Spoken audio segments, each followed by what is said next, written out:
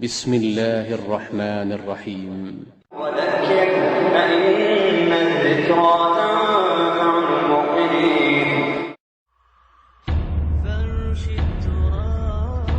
بسم الله والحمد لله والصلاة والسلام على رسول الله.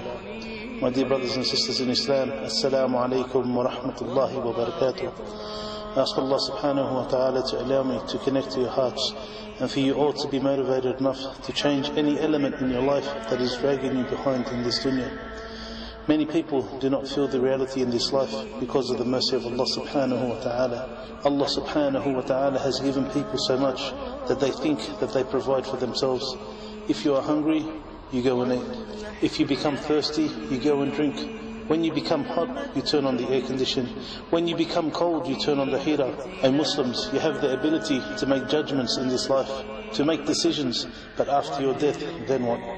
O people of the world, O Ummah of Muhammad, O rulers of the world, O you oppressing person, O you oppressed person, I call upon every person who can hear my voice, the rich, the poor, the famous and the unknown, the old and the young. After your death, what decisions can you make? Which God will you be able to submit to? Who can you follow? Who can you oppress? Who can you cheat? What fun can you have? You will no longer have control over your soul. At that time, who can you turn to for help? You will have no one to help you because it will be too late. And you will think to yourself, who can I blame but myself? O mankind, why do you see yourself so independent? Remember when Allah subhanahu wa ta'ala takes the souls of every living thing, who will remain but Allah subhanahu wa ta'ala, al-wahid al-ahad? So you deceived person, you think that you are great and lofty, that you are too high and no one can reach your level? At the time of death, you will realize how low you really are and how high Allah subhanahu wa ta'ala is. You will realize how you neglected Allah. You will realize how you neglected yourself.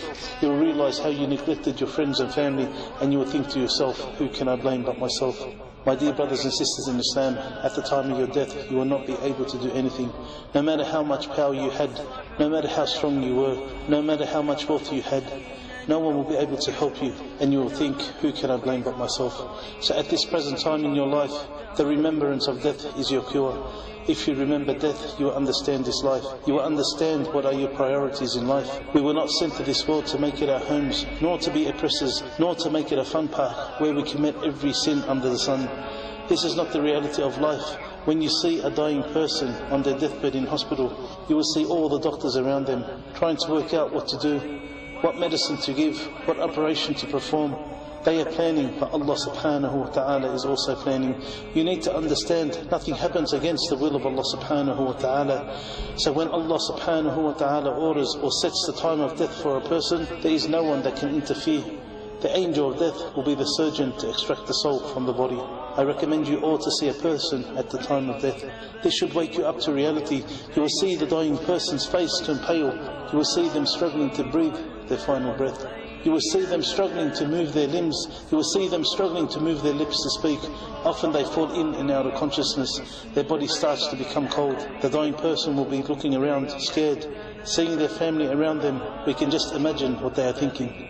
My family, I gave you my life, so what can you do for me now? My family, I gave you my life, I gave you my wealth, I gave you my love, I gave you my care, so how can you help me now? My family, I gave you my life, so how long will you remember me for after my death? How long will you pray for me?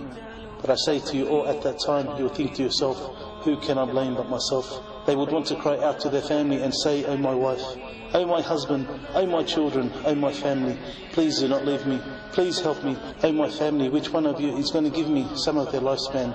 Just 1 or 2 years, just 1 month or a week, even a day. The blessed person is the one whom Allah subhanahu wa ta'ala makes easy for them to say the shahadatain at the time of death. I ask Allah subhanahu wa ta'ala to make it easy for us at the time of our death. After that you will see the dying person roll their eyes back. They will breathe in their final breath, and their soul will be taken by the angel of death. The people will cry, and the deceased will think, who can I blame but myself? So my dear brothers and sisters in Islam, I warn you, do not be deceived by this world. I warn you that you will be brought out of your grave, and you will be judged by Allah subhanahu wa ta'ala. Then will be either everlasting bliss or an eternity of punishment. And finally I leave you with, to think about, who can I blame but myself?